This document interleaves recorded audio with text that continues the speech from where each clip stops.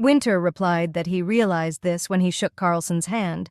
It was noticeably shaking, a symptom often found in addicted people. He asked Violetta why Violetta was suddenly covering for her childhood friend. Previously, Carlson Lowe simply got on Winter's nerves, but today he really infuriated him. He thought that upon returning home, he would need to dig up more information about Carlson Lowe. At that moment, one of the monks overturned the table, trying to stay on his feet, and fell unconscious to the ground. One of the guests shouted to call a doctor. Someone suggested that the monk was simply drunk, but Violetta noticed the monk's blue fingers and realized that he was poisoned. Violetta ran up to the lying monk and shouted for one of the monks to urgently call a doctor and the second to collect the cards. And then she noticed that on one of the cards the flowers were different from the others. Violetta ordered no one to touch it. Violetta remembered reading about these flowers. They were very poisonous and grew only in high mountain areas. Violetta ordered the third monk to immediately prepare tea infused with herbs, which would stop the spread of the poison. She tightly pulled the monk's hand with her belt and thought that these flowers could not have ended up here by accident, and that someone had brought them here on purpose. Returning to the estate, Violetta could not understand how these flowers could end up in the monastery. Someone specifically wanted to poison the monk. Winter replied that the party was already over, she needed to get it out of her head, and the police would take care of everything. He added that, thanks to her, the monk was saved and everything ended well. Winter left the bedroom, and the servant said that Violetta needed to change into a house dress. When Violetta changed clothes, she told the servants to invite the doctor to see her. In front of Dr. Beryl lay a suitcase containing twice as much money as last time. The Duchess said that the request was the same, and if Violetta asked about the symptoms of pregnancy, he must tell her that she was pregnant. The doctor wanted to say that this was a violation of medical ethics, but Duke John reminded that Beryl had a son who could study abroad. After the examination, Violetta sat opposite the doctor and wondered what was happening to her. Maybe these were signs of pregnancy. Beryl frantically turned over possible solutions and answers in his head. He had to tell Violetta that everything was to blame for the medications she was taking on the recommendation of the Duchess, that her menstruation would soon disappear, and that the pregnancy was false. But the doctor congratulated the younger lady, saying that she was pregnant. Violetta exclaimed, "Is this really true?" Because, thanks to the doctor's care, her condition improved and she was able to get pregnant. Violetta asked Beryl to keep this a secret for now, because Winter does not want to have children. She herself will tell him everything, choosing the right moment. And the doctor only reassured himself that nothing bad would happen from this lie.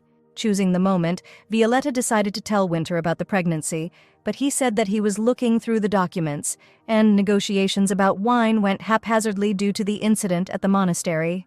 And then he looked at his wife and said, after all, she saved the life of one of the monks, and he should come and thank her. Winter added that, according to etiquette, he would ask for a return of gratitude, then the question of wine could be raised. Violetta replied that she did not save the monk for the sake of a reward, and to use someone else's fortune for personal gain is inhumane. Winter replied that if it was unpleasant for her, then they could switch bodies and he would do everything himself. He added that if Violetta knew what he had to do to become rich, she herself would faint. Violetta was sure that her husband had not done anything wrong, to which he replied that his wife still knew him so poorly that she started talking about divorce. Winter invited Violetta to sit down and asked what she wanted to talk about. Violetta asked if Winter didn't want to have children with her, or if there was another reason. He replied that he simply didn't want to. Violetta said that the word simply would not be suitable for them to come to a compromise. Seeing his wife's serious attitude, Winter replied that he did not have time to raise him. Violetta said that she would raise him herself, and Winter wouldn't even notice how he would grow. Winter understood that her sense of responsibility was so great that Violetta even felt responsible for her brother's guilt. She could use this when talking. Then it will break her heart and she can rely on another man.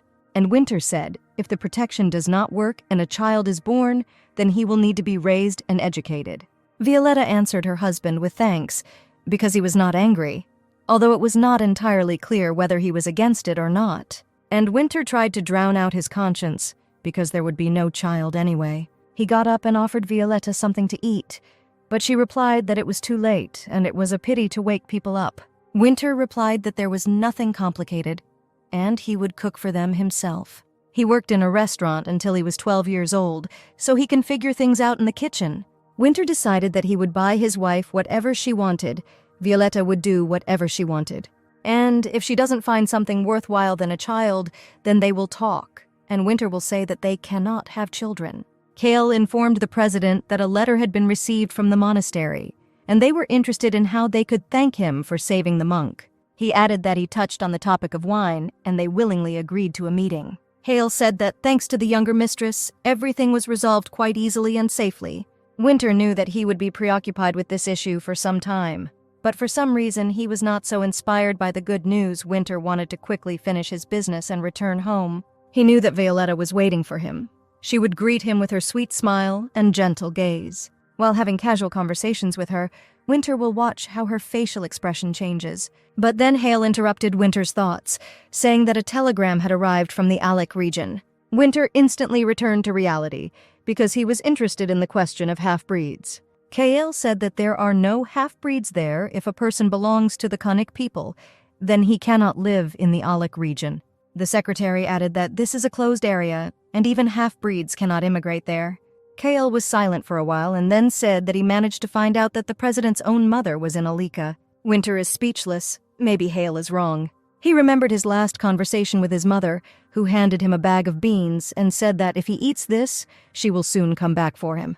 Winter looked after his leaving mother, holding the bag, and believed that his mother would return, but she did not return. Then he thought that the mother simply did not have the means to feed her son, but when Winter became rich, she did not look for him. He himself wanted to find her, to compensate her at least for the difficulties she experienced in giving birth to him and caring for him. It turns out that the problem was not money. His mother simply could not bring him to a place where there is no place for half-breeds, and his mother had to abandon him for her own well-being. Winter was disappointed.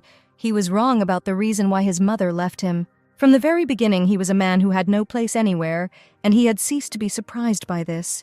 Winter told Hale to get rid of everything he had acquired for the meeting with his mother and cancel all plans. Seeing that the president stood up abruptly, Kyle asked if he was going to wipe out Alec's region from the face of the earth.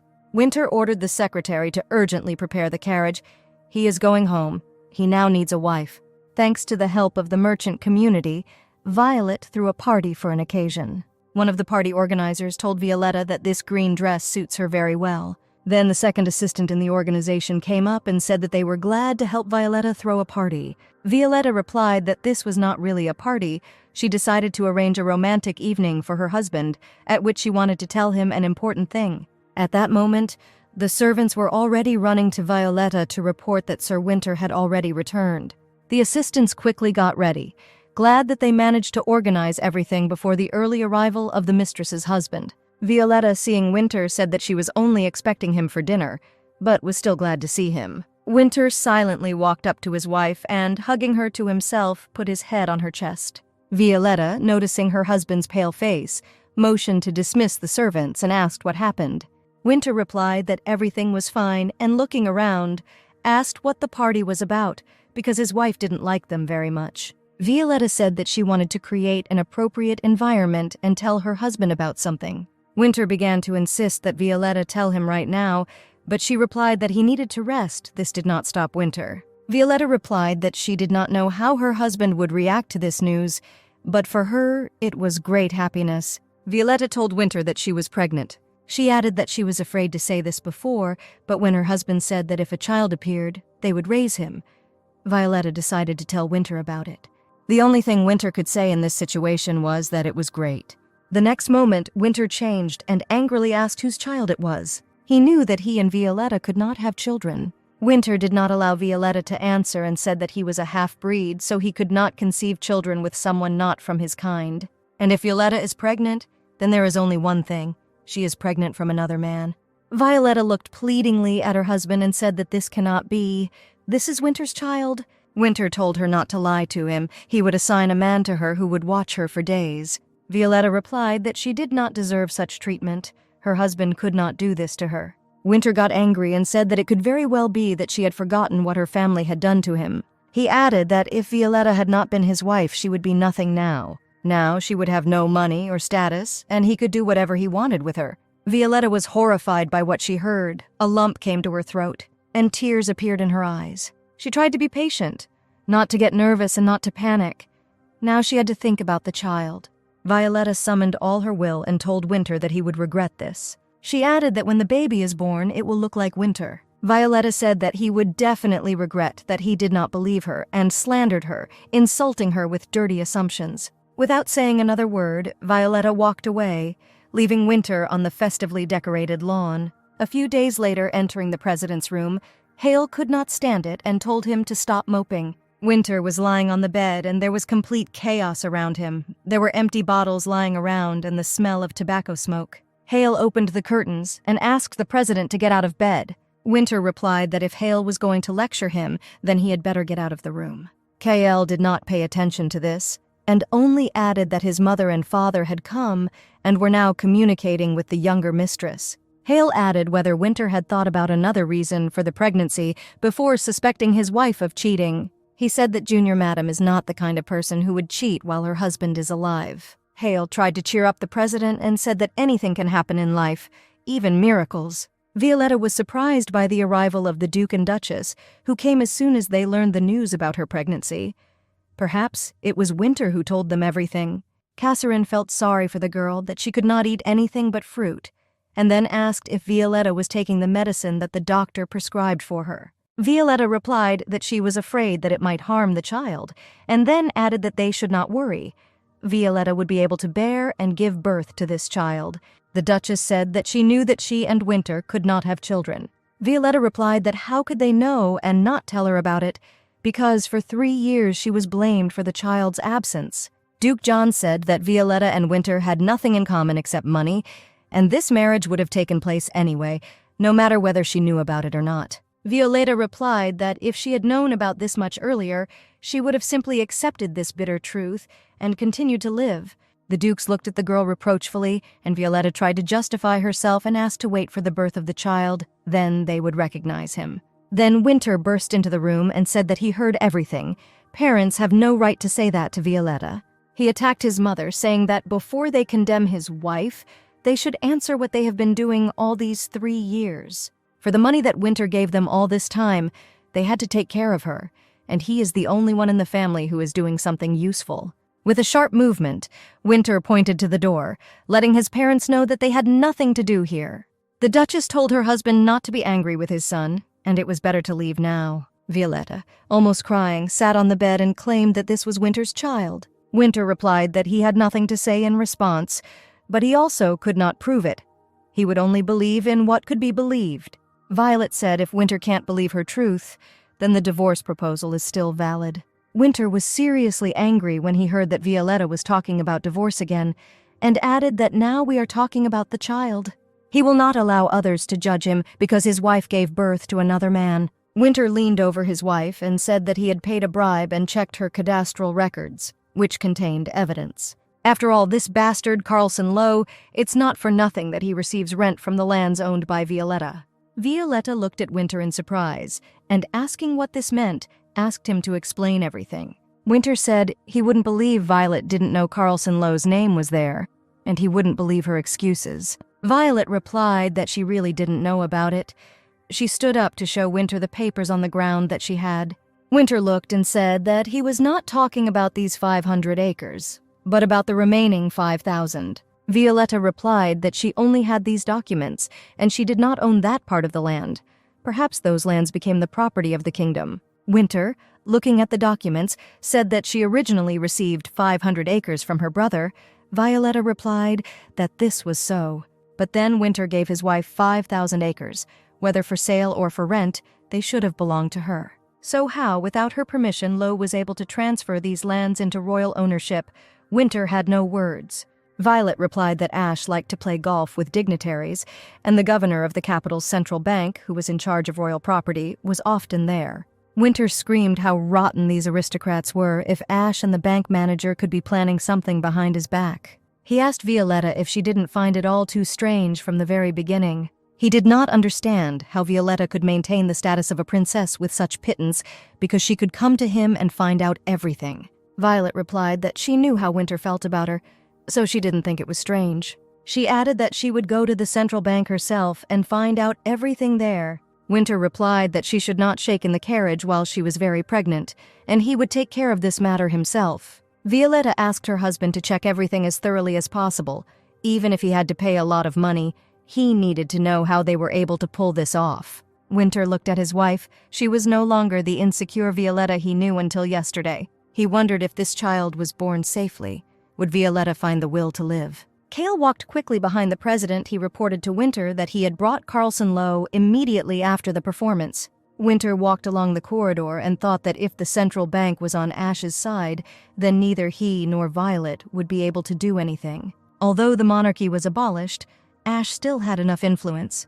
Carlson, seeing Winter come in, asked the servants to pour him more wine and affably said that he was glad to see him. He asked displeasedly why he was brought here. This was not very polite on the part of the president. Winter replied that it was Carlson who was behaving indecently, drinking for no reason. Louvet replied that his speech was already over and he had the right to relax a little. Winter said that in that case, he would get to the point and began to unbutton the cuff to roll up the sleeves. He approached Lo and asked how he managed to obtain the lands of Long Riud. Carlson replied that Winter is not such a good businessman if he only noticed it now. Winter could not resist, grabbed Lo by the shirt and asked why he was receiving money for renting these lands. Winter told him to confess, suggesting that it was Ash's doing and he was the one who forced Law to participate in it. Carlson replied that Ash had nothing to do with it, he personally did this. Winter continued to shake Carlson and told him to admit how much he benefited from being loyal to that bastard Ash. Lo replied that if Winter had not appeared, he would have been able to marry Violet. But now he hates her. So he did so. Winter raised his fist over Lo and asked if there really was nothing between him and Violet. Lo replied that he found it funny that Winter suspected his wife of cheating, despite the fact that Winter was indifferent to her. Carlson laughed at the fact that Winter did not notice the money fraud behind his back and asked if Winter told Violetta about his suspicions. He added that Violetta has a strong sense of self-esteem. He knows this well. Lo was madly in love with Violet and did his best to get her to reciprocate her feelings. He said that Violetta will never change, nothing in the world will change her. Carlson chuckled and added that Winter would never be able to receive Violetta's forgiveness. Winter threw Lo aside and headed for the exit, and Hale shouted if the president really wouldn't finish the job, or at least offer money for beating the famous singer. Winter replied that Lo was drunk and wouldn't remember anything anyway. Besides, he stole his money for 3 years, so what excuse can there be? Winter could not understand how Violetta became pregnant. Then he does not believe in miracles, and is not at all sure that this is his child. But Cale constantly talked about the miracle, and it couldn't get out of his head. He and Violetta urgently need to talk again.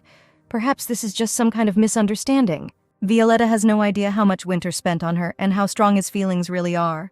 He remembered Carlson's words that he would never be able to achieve Violetta's forgiveness. Winter was in a panic about what to do, what to say to Violetta, what would happen next, how they could understand each other. A cheerful servant ran into the bedroom. She was carrying some kind of box in her hands, saying that the Dukes of Blooming had sent it for her.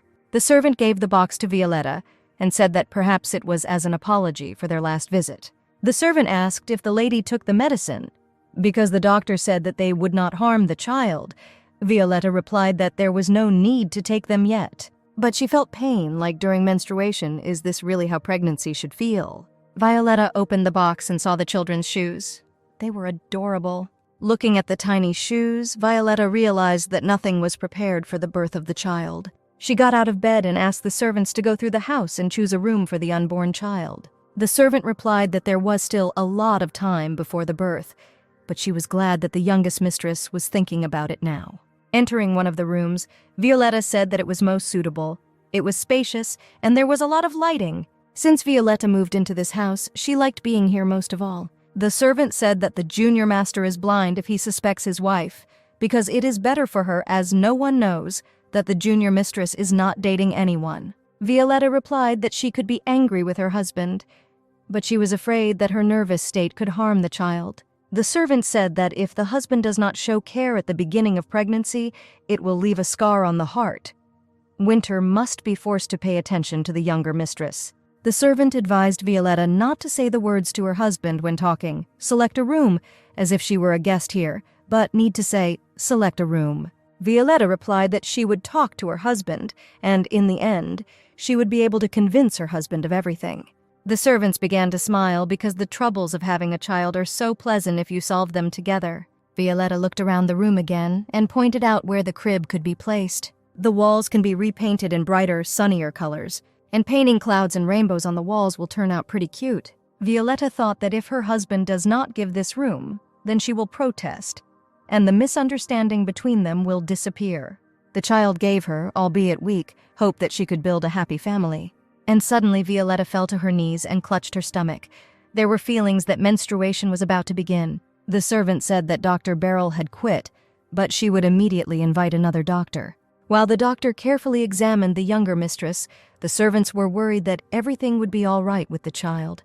The doctor looked at Violet and told her that she had indeed started her period. Violetta did not believe how this could be, because when pregnancy occurs, menstruation should stop.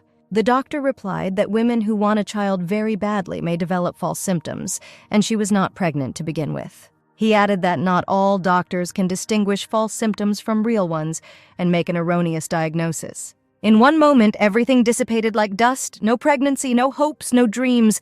Nothing became. Dr. Beryl arrived at the port of the capital Luckround. Before leaving, he headed to the port's post office. He handed the letter to the worker and asked him to send it by sea. The post office worker said that the cargo ship would not be in Luckround for another year. Wouldn't it be easier to send a message by telegram, which would be delivered in an hour? But the doctor replied that the letter should be sent by sea. He had his own reasons for this. He knew that Junior Madam had stopped taking her medication, and it would soon be revealed that she was not pregnant. Beryl could no longer hide it, and this letter was a belated repentance to Violetta. He remembered how, before he left the estate, Violetta ran up to him after learning about his dismissal. She handed the doctor a bag, saying that it contained sweets for his son as a token of gratitude for his work. Smiling, the younger mistress assured that his son would really like them, because Violetta chose them herself. The boy shouted to his father that the carriage had already arrived, and he couldn't wait to see the new place where they were moving. Dr. Beryl and his son left the post office to get into the carriage and not miss the train. The letter said that the medicine that Violetta was taking was given to her by the doctor in collusion with the blooming spouses. And in fact, this medicine only provokes symptoms similar to real pregnancy. Dr. Beryl asked for forgiveness for such a grave sin, and so cowardly ran away without telling everything to the younger mistress. Entering the house, Winter looked at the servants and asked why there was such a heavy atmosphere in the house. Hale replied that the younger lady felt bad. A doctor was called, who reported that Violetta was not pregnant. Winter did not understand how this could be and ordered Cale to explain. Hale replied that, according to the doctor, Violetta wanted a child so badly that she was experiencing false symptoms of pregnancy. He added that this news shocked the younger madam so much that since yesterday she has been silently sitting on the bed, not eating anything and not reacting to what is happening. Winter replied that all this was nonsense, and he should see his wife himself and make sure that everything was in order. Entering his wife's bedroom, he walked with her, asking why she had been sitting like that since yesterday and hadn't even gone to bed. Winter said that if she couldn't sleep, she should take sleeping pills. But Violetta sat silently and didn't answer. He took sleeping pills from the cabinet and asked the servants to bring water. Winter said that Violetta needs to walk more. Then she will be able to fall asleep without sleeping pills. The servant brought water and said that the junior madam had been refusing food and drinks since yesterday. Winter began to get nervous. He told his wife that today she needed to eat and sleep, and tomorrow they would go to the capital because they now have a house there.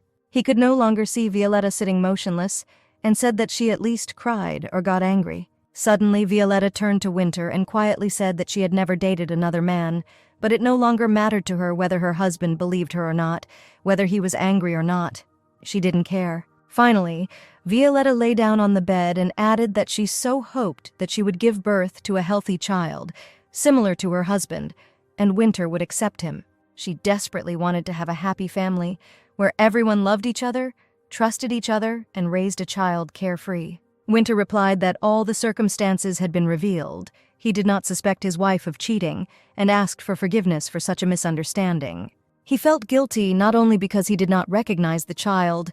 With his indifference he inflicted very deep wounds on her, and his own selfish feelings were to blame. Winter abruptly left Violetta's bedroom and decided that something needed to be done and something changed. To begin with, Winter decided to fill Violetta's room with various gifts, hoping that by doing so, he would show his love and his wife would feel better. It was nice warm summer weather outside, but Violetta's windows were closed. With the onset of rainy autumn, nothing had changed. Her bedroom curtains were also drawn. Winter came, and from the street, Violetta's windows looked as if no one lived in this room. The doors to her room opened and a servant entered, saying that a letter had arrived from Lancia. She reminded Violetta of that incident in the monastery and suggested that this was a letter of gratitude from the saved monk. The servant added that it turns out that that monk is the second son of the Lancia family from the west of the mainland. But Violetta did not pay attention to the servants who came in and did not listen to what she was saying. The servant was disappointed by the indifference of the younger mistress and said that she would put the letter next to her on the bed, and Violetta would read it as she saw fit. The distressed servants left Violetta's bedroom, leaving her alone in a room littered with gifts from Winter. Violetta sat up on the bed, feeling that she was freezing, and looking out the window, realized that winter had already come. Finally, she took the letter lying next to her and opened it. The letter was from the mother of that same monk, in which she thanked Violetta for saving his son Reyes and reported on the results of the investigation. The culprit was Lancia John Faze, her husband's younger brother. The eldest son was bedridden, so the youngest, Reyes, was chosen as the head of the family, and the brother-in-law, having learned about this, decided to poison Reyes in order to inherit the title. If the youngest son left this world, they cannot imagine how they could live without him, and she is grateful to Violetta for saving their son. At the end of the letter, it was written that they were ready to do everything possible to thank Violetta and asked what she would like. Violetta sat down at the desk, took a pen and a piece of paper to write a reply letter. Violetta called the servants, and she was immensely glad that the younger mistress had come to her senses. Having finished the letter, Violetta handed it to the servants and ordered it to be sent as soon as possible. The servant happily replied that she would do this immediately and order breakfast to be prepared for the younger mistress. Seeing that the whole room was littered with gifts, Violetta sat down on the floor and decided to sort them out. A minute later, Winter entered the room apparently. He had already been informed that Violetta had gotten up. He approached his wife and said that she definitely needed to have breakfast. Winter noticed that his wife's lips were chapped and went to the dresser to get some moisturizer. Approaching Violetta, he asked her to turn towards the light so that he could apply cream for cracks on her lips. Violetta asked in surprise how he knew about the cream, to which Winter replied that he used it when they changed bodies. She looked at her husband and said that he too could use some lipstick, and Winter replied that he was a man and he didn't need gloss on his lips. Violetta herself applied the cream to his lips, saying that as long as he was at home, there was nothing to worry about. Winter said that he was glad that Violetta had returned, because he had not found a place for himself for 2 whole months due to her condition. He added that his wife needed to get up and suggested going to the capital before it got colder. Violetta replied that there were too many things and packing would take too much time. Winter suggested that she throw away everything she didn't need, like this toy that he bought without thinking. Violetta replied that dolls like this one are used mainly in puppet theaters. At that moment, Winter began to control the doll and spoke for the doll that, oh, how hard it was for him to meet Madame. This made Violetta laugh a lot, and she laughed. Violetta took the doll by the hand and, deciding to play along with Winter, said that she was very glad to meet the gentleman. Winter put the doll aside and lay down on the bed. He said that they needed to quickly move to the capital, and Violetta would undoubtedly like the new house. Violetta looked at Winter. She herself wanted to leave this estate as quickly as possible and move to a new house in the capital. 3 days later, almost everything was ready for the move, and the workers said that as many as 3 carts had to be used, which is a lot even for a rich noble lady. Violetta replied that all these things were very dear to her and asked her to be careful with her luggage. She watched the departing carts, and the servant said that Sir Winter went there first to prepare everything for the arrival of the younger mistress. And then the servant added that she noticed that one of the carts was not hired by Winter, and her things were loaded there. And there was the coat of arms of their aristocratic family. The servant looked anxiously at the silent Violetta and asked where she had sent this cart. Violetta replied that this cart was going to the west of the mainland to the Lancia family. She added that they decided to buy all her personal belongings from her at a good price, and then empty boxes would arrive in the capital. If Violet couldn't die, then she had to move on, so she decided to leave this place. She felt guilty towards Winter, so she would like to return to him what he loves most, money. In exchange, she and Winter will break up. She will live and appreciate life, earn money in order to one day repay his debt. She may not be able to give the entire amount at once, but money is the only happiness she can offer Winter. Winter was upset because Violetta would arrive soon and it was raining outside without stopping. Hale, holding an umbrella over the president's head, asked if Winter could start work now, because a lot of unsorted papers had accumulated on the table in 2 months. Winter replied that he specifically brought workers with him if Hale could not even cope with these responsibilities. Hale said that if he knew that the president would put so much work on him, he would not change his salary and pay him as before. Winter replied that if Hale doesn't like something, then he can get lost. Knowing that Hale would not be offended by his words, Winter said that they needed to test the lights again. Hale came over and turned on the switch to reassure the chairman that everything was working without interruption. The area instantly lit up with a bright light, and Winter thought that when Violet saw this, she would surely understand how much money meant. He dreamed that Violetta would hold noisy parties here, and all the celebrities would want to be invited here. Violetta will finally be able to easily win the recognition of society while admiring their blooming garden. Winter could no longer wait here for Violetta and told Hale that he was going to the train station and would wait for her there. Hale responded in surprise that the younger mistress would arrive only tomorrow. He tried to stop the president, saying that they needed to work, but Violetta did not listen to him. Winter walked in the rain towards the station and could not understand why he was overcome with causeless anxiety. After all this time, he did everything right, and Violetta, having moved to the capital, will be happy. And then Violetta's happiness will make them both happy. At that moment, Violetta was in the central bank and was very surprised that she received an amount tens of times greater than what she expected. The worker told her not to be surprised. This was the owner's gratitude, because it was not easy for them to buy Lacrown's things. Violetta looked at the check and was sure that such a large amount would suit Winter quite well. She said she would like to meet the bank manager and thank him personally for his generosity. Following the worker, Violetta thought that if she disappeared, Winter would simply give up on her. But for some reason, she tried to hold on to the fragile hope of having a child with Winter. But then perhaps she will again be subjected to attacks, suspicions, and interrogations by his family. Approaching the door of the manager's office, the employee replied that she was lucky. The manager seemed not to be busy right now. Entering the office, Violetta politely greeted the bank manager. And then she saw that her brother Ash was sitting in the next chair. Violet continued to hate Ash, and at the same time sympathized with him. She sat down in the chair opposite the bank manager and said that he knew the reason why she came here. Violetta boldly declared that she had come to reclaim the lands of Longriud. She thought that if Winter was happy, then she could find her own happiness. The bank manager replied to Violetta that the matter was under consideration, but some problems might arise. Violetta asked why there could be problems, because she just wants her lands back. She added that she knew very well that they had conspired and willfully appropriated her lands. The bank manager replied that if the royal lands were now transferred to her ownership, the people would rebel and she would be called greedy. Violetta replied that the document was initially drawn up incorrectly, but she received these lands before marriage and asked to immediately declare this officially. Violetta's brother grinned and said if the secret of the contract was revealed, her marriage would be automatically annulled. The brother replied to Violetta that the marriage contract had a clause about maintaining secrecy, and if it was revealed, the marriage would be automatically annulled, which is why Sir Winter did not publish the contract. Ash told his sister that Sir Winter already loved her so much, so why shouldn't she just shut up and move on with her life? Violetta understood that in this situation, neither she nor her husband Winter could do anything. The princess wanted to believe that a way still existed, and that what Sir Winter could not do, she would do. And then Violetta declared that these lands could be registered as a dowry. The bank manager replied that 3 years had passed since the marriage, and what kind of dowry could be discussed.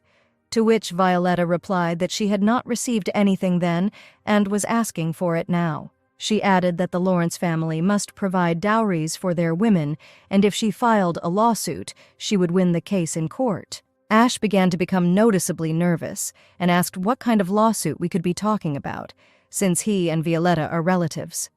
Violetta suggested that her brother stop there and not destroy his ideal image, because he had difficulty creating it, even refusing the throne.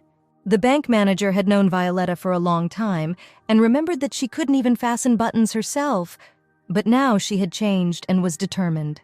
Ash could not believe that Violetta could bring the matter to court because she had been silent for 3 years, and now, when the lands had become practically his property, she suddenly became bolder. Ash answered Violetta, "How can she threaten her brother with court, apparently having lived with a non-entity, she herself has become the same?"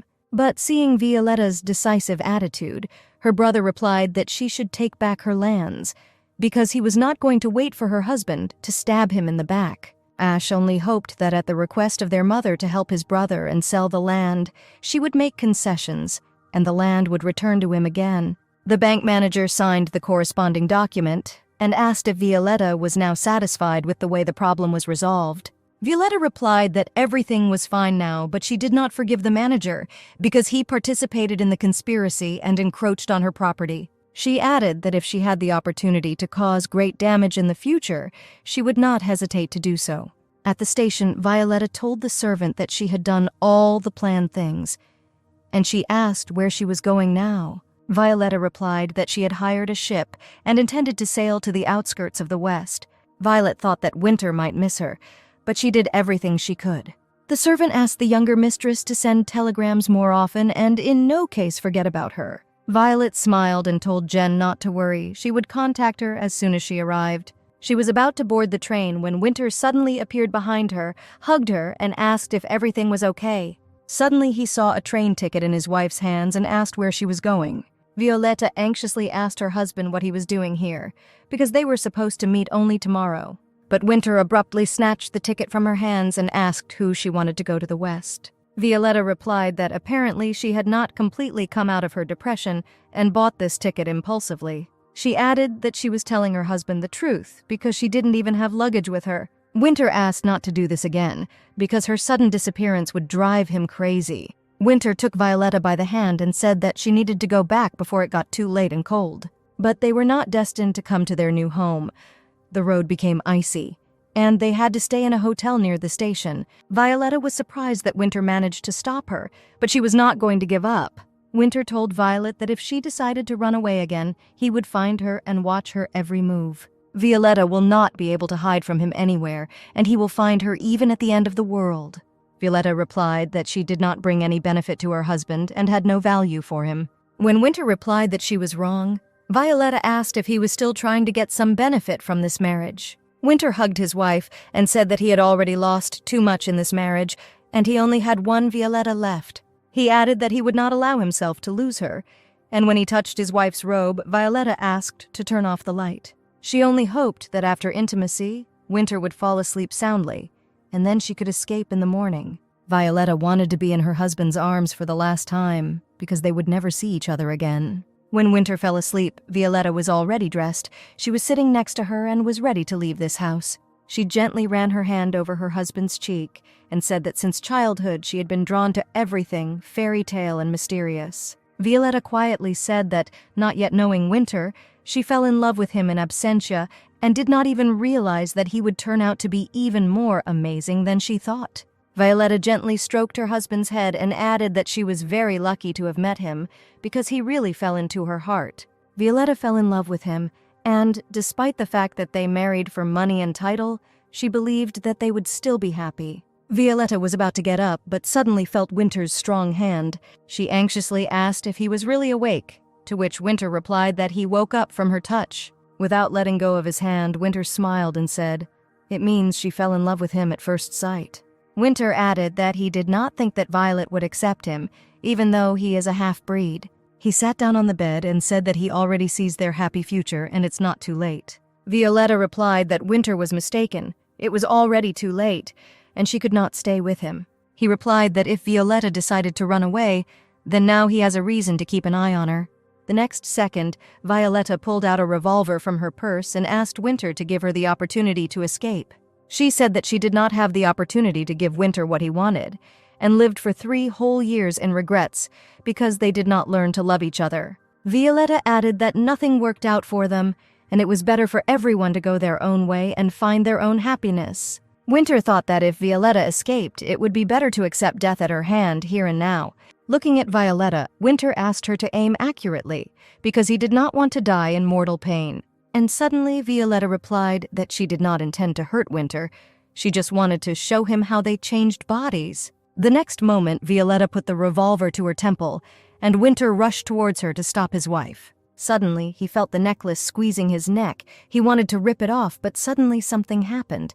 Violetta instantly ran up to Winter and hugged her husband tightly. She leaned over Winter and said that this is how the exchange of bodies happens. Winter didn't understand why Violetta said that, because he was in his body as before. Perhaps he just imagined everything. He asked Violetta only one thing, that she would not leave him. He may not be a very good person, but he would try to change. Violetta showed scratches on her neck and said that Winter didn't imagine it. He did it a minute ago. She asked if Winter remembered the day they first switched bodies, and before that he went on a deal to purchase coffee beans, which the first time failed. That day she ran away from the party, unable to withstand either the attacks of society or the harassment of his brother. With a wish to die, Violetta swallowed sleeping pills in desperation to end it all once and for all. But instead there was an exchange of bodies, and then Winter knows everything himself. Violetta recalled the day when she was locked in the closet. She hoped to the last that her husband would come to her defense, but this did not happen. Winter was very alarmed that Violetta could kill herself so easily, but it is possible that she could die this time.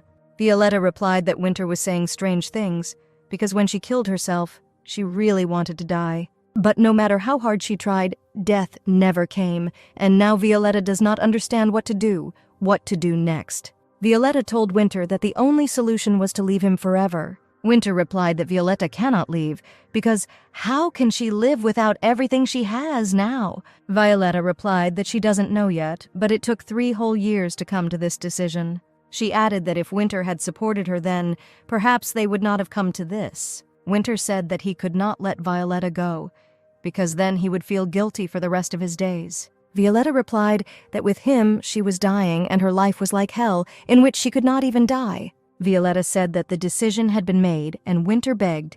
He asked her to stay. He could not live without her. Already at the exit, Violetta turned around and said that Winter was not a bad person and asked him to take care of himself. The alarmed servants called out to the president, asking where he had gone in such cold weather without a coat. But Winter did not hear. His soul was empty.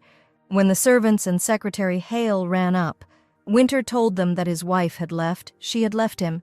Winter, by all means, wanted to return his wife, but not now. First, he needed to let her go. Violetta told Winter that she was having a hard time with him, but he hoped that she would return when she felt better. He raised his head and looked at the snowflakes falling from the sky. She must return. He cannot live without her. The weather was turning bad, and Winter hoped that she would return right away. Then he and Violetta would spend the whole day together.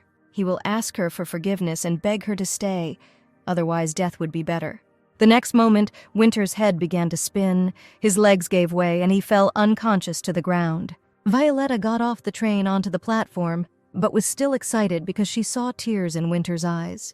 But Violetta knew that if she had not treated her husband so cruelly, he would never have let her go. She hoped that Winter would recover soon, because building his kingdom was much more important to him. Violetta stood on the seashore and admired it.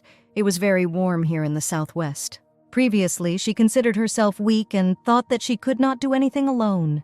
But having managed to hold out until this moment, Violetta realized that she really wanted to live. She was sure that she just needed to give herself a chance and believe in herself. At that moment, someone joyfully called out to her. It was Sharon's friend and her brother. Violetta looked at her approaching friend and thought why she considered it a punishment that God stubbornly did not want her to die. She thought she would count it as her blessing. On the island between the eastern and western continents was the Principality of Dos. A little to the west of it on the peninsula was the village of Kirin. In the past, when pirates were rampant in the kingdom of Corsica, the Principality of Dos allocated a large number of naval forces to them, and as compensation she received the territory where the village of Kiron was located. In these lands, belonging to the Principality of Dos, and so similar to La Crowned, Winter's offices had not yet leaked and were ideal for Violet's life. When they arrived at the house, Sharon asked Violet if she was going to live here. Violetta replied that she did not have much money with her, and for now, she would have to be content with this. Ferron also wondered how Violetta could live here alone, and whether it would be better for her to move into their house. She smiled and replied that she would try to deal with it all, and then thanked Sharon and her brother Farron for their concern. Sharon said that since Wayne left them, Violet has become like her own sister. Then the friend added that Wayne would probably be upset if he learned that Violetta had left her husband. Violetta did not want to touch on this topic, and Sharon, noticing this, told her brother that it was time for them to return, because the sun was already setting. The house was abandoned and there were cobwebs everywhere, and Violetta stood in the middle of the hallway and wondered where she should start. Running her hand along the windowsill, she realized that the first thing she needed to do was replace the door and windows. She also needed to visit the Afimchuk family, the most influential family in the area. Perhaps she could find work with them. Violetta looked at the walls covered with cobwebs and understood that now she would have to do all this herself. If she slips up, it will turn out that Winter was right about her being a princess and good for nothing. Violetta took a broom and began to remove cobwebs from the corners. She would not allow anyone to think about her like that. Violetta had difficulty cleaning up the trash and understood that she was a princess after all. The bright sun was already shining outside, and Violetta was still in bed because she was very tired from yesterday. But suddenly she woke up abruptly. Someone was persistently knocking on her door. Approaching the door, Violetta opened it and saw a man who asked if she was the new owner of this house. He introduced himself as the headman of this village and said that the girl needed to go to the town hall and apply for residence. The man added that it is also necessary to use a breakwater because even if one of the residents does not pay, problems will arise. Violetta knew that forests are called breakwaters, but according to Lacrown's laws, they should not have an owner. She told the headman that this land was Dawes, so the same law should apply here, and then asked who they were paying money to use it. The gathered people began to be indignant because they were told that the forest belonged to the Efimchuk family, and the villagers themselves were monitoring its care. The headman muttered indistinctly that he had urgent business at the town hall and immediately left. The villagers rushed after the headman, demanding an explanation from him, and Violetta wondered if she had intervened in vain. Returning to the house, Violetta suddenly saw unfamiliar women wiping dust and washing the floors. One of the girls replied that they noticed that the cleaning was not finished yet, and since they came, they decided to help her. Violetta guessed that most likely they were wondering who settled in this house. Besides, they always maintain close relationships in the village. The girl, who seemed more sociable, approached Violetta and said that her name was Fim. Now they were one family. Violetta had already lived in the village for a year. She made friends with the residents and even began to look different. Children burst into the house and, while running, asked if they could hide in her house. Before they had time to hide, a neighbor entered the house and asked if her tomboys had run in here. Violetta smiled and pointed to the table, from under which the children's legs were sticking out. The boy asked how his mother found them, and she answered that they hide in this house every day. Did they really think that they wouldn't get caught? The second neighbor brought boiled potatoes and said that Violetta was too lenient towards them, and she replied that she liked it when children's laughter was heard in the house. Violetta asked where such good potatoes came from, and the neighbor replied that strangers arrived at the port yesterday. Violetta invited her neighbors for tea, and they admired that after the renovation the house looked like new, and Violetta seemed to like it here. One of the neighbors added that Violetta previously did not know how to wash or clean, but now she copes with all household chores. The second neighbor laughed and said that indeed, Violetta did not know how to do anything, as if she were a princess who had arrived from a distant kingdom. The neighbor added that thank God Violetta learned everything and now does not experience difficulties. Violetta smiled and thought, it wasn't difficult for her to get used to life without Winter. He was constantly not at home. But despite this, Winter sometimes came to her in her fantasies. Violetta imagined that Winter lived with her and loved this house very much. She imagined how Winter, because of her height, hit her head on the ceiling and began to grumble and grumble. But Violetta tried not to think about Winter and convinced herself that everything was fine with her. Regia, the eldest daughter of the Efimchuk family, asked Violetta how she styled her hair. Violetta replied that she washed her hair and then simply dried it. But the neighbor did not believe Violetta. She believed that simply drying her hair could not lie so beautifully. Although Violetta did not tell herself anything, Regia was sure that she came from a noble family. Aristocratic speech, behavior, and manners gave her away the moment she came to get a job in their family. Regia really wanted to be like her. Violetta told her that if a girl wants to enter secular society, then she should avoid harsh expressions and remember to maintain her posture. And she answered with offense that everyone was laughing at her because they considered her too tall. Violetta reassured the girl and said that she had wonderful height and if she slouched, it would not reduce it at all.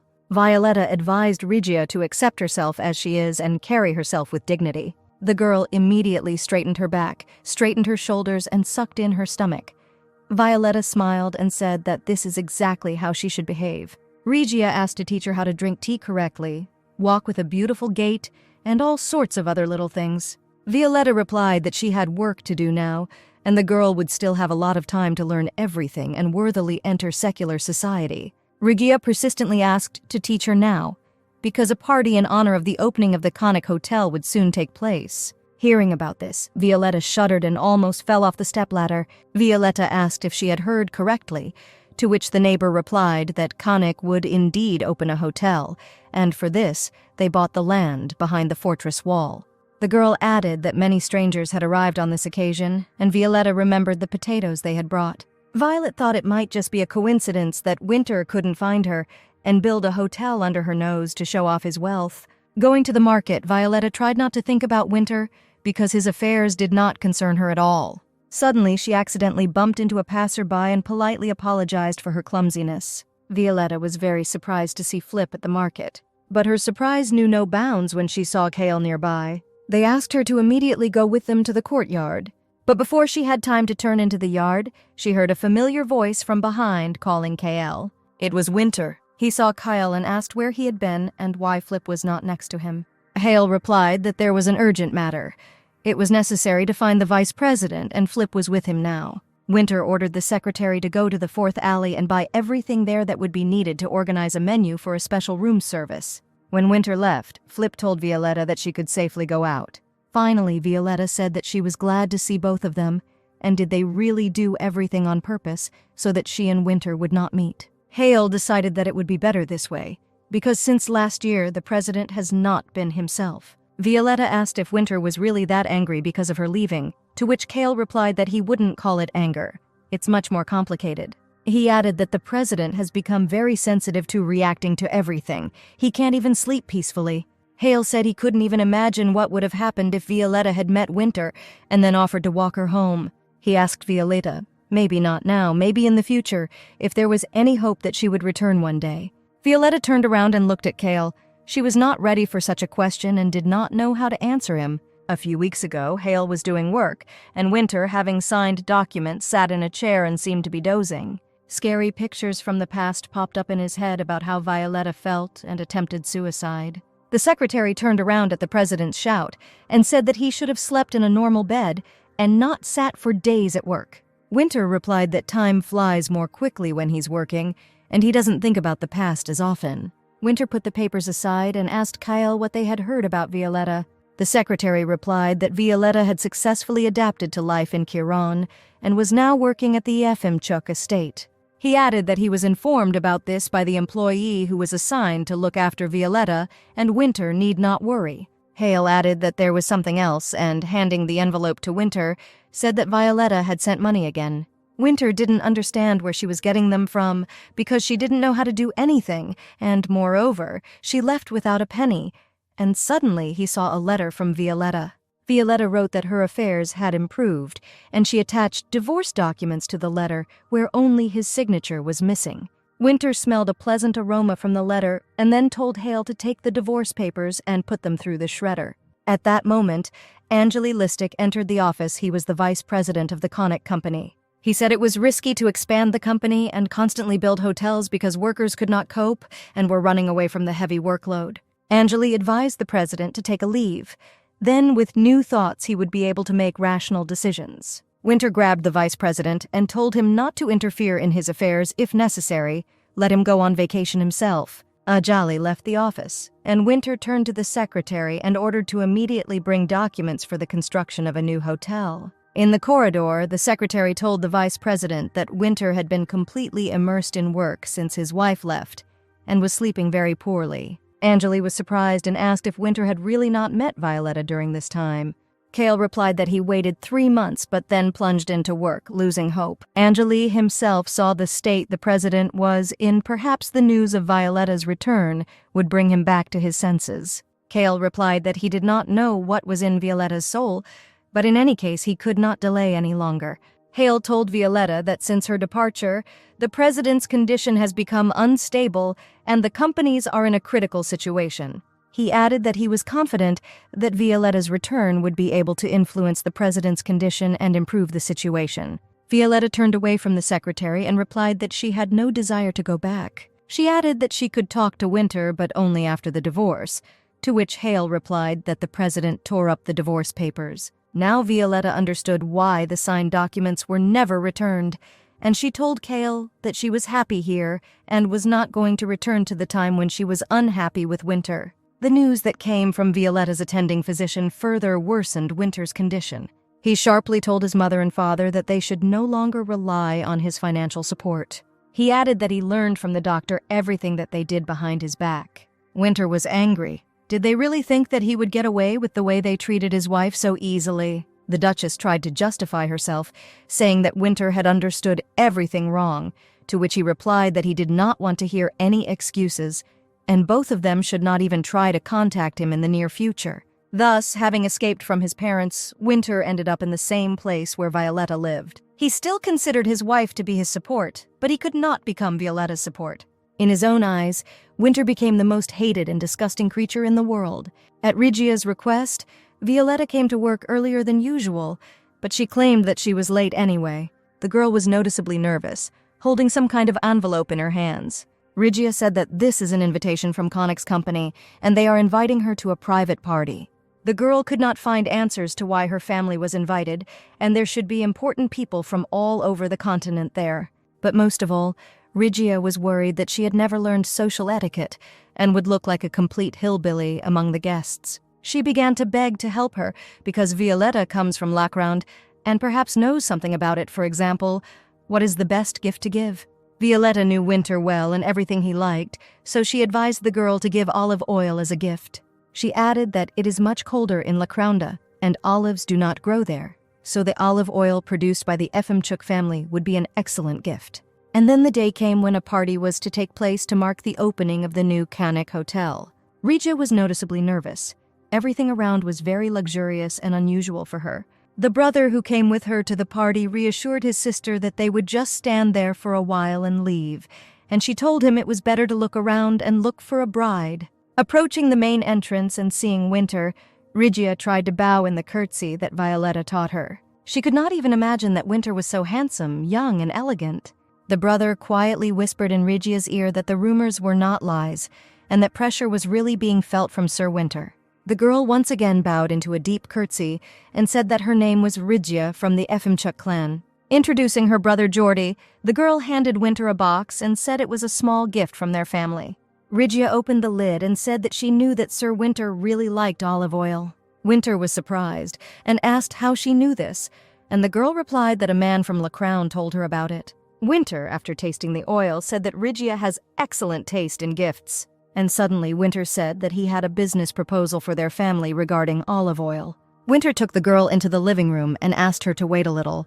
Going to the kitchen, Winter thought that Violetta worked for the Efimchuk family, which means he did the right thing by sending them an invitation. He had no doubt that Violetta had recommended this gift based on the preference of the recipient, knowing that it was Winter. Now the most important thing for Winter was that Violetta remembered what he liked. He continued to harbor hopes, to hope that he and Violetta would someday live together.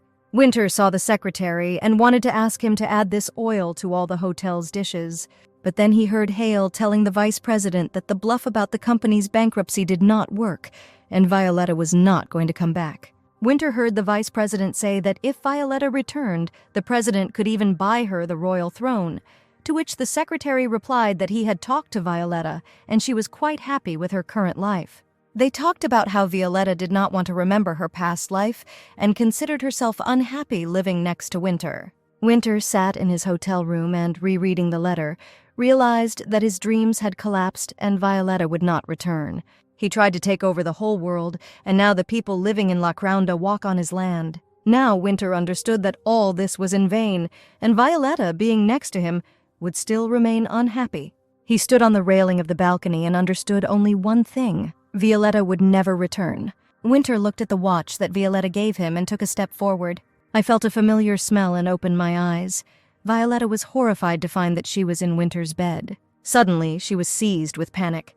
She did not understand how she ended up here and, in general, what could have happened. Winter opened his eyes and looked at his hands in surprise. They were Violetta's hands. Finally, Violetta realized that she had switched bodies with Winter again. But how did it happen, and did she really die in her sleep? At that moment, Kale entered the room. He was glad that Winter woke up and was worried about him. Approaching the president's bedside, he added that he needed more rest. Otherwise, he was already losing